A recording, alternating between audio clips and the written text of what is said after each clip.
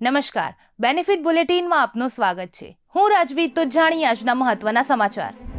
આજે union budget પહેલા commercial LPG સિલિન્ડરના ભાવ વધ્યા. ₹50 મોંઘો થયો. 14.2 કિગ્રા ઘરેલું ગેસની કિંમત યથાવત. હોટલ રેસ્ટોરન્ટનો ખર્ચ વધશે. ખાણીપીણી મોંઘી થવાની આશંકા.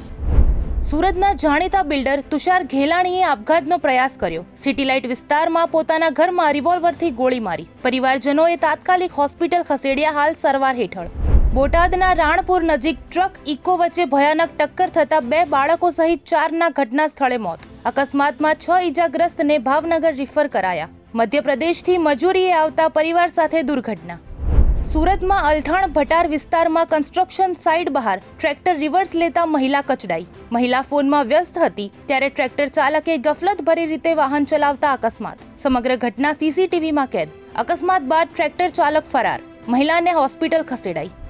મુંબઈના જુહુમાં ફિલ્મ ડિરેક્ટર રોહિત શેટ્ટીના ઘરની બહાર 4 રાઉન્ડ ફાયરિંગ. વહેલી સવારે 3 વાગે ઘટના બની. પોલીસ અને ફોરેન્સિક ટીમ ઘટના સ્થળે પહોંચી. હજુ સુધી રોહિત શેટ્ટી કે પોલીસનું સત્તાવાર નિવેદન નહીં. ઘટના બાદ રોહિત શેટ્ટીના ઘરની સુરક્ષા વધારાઈ.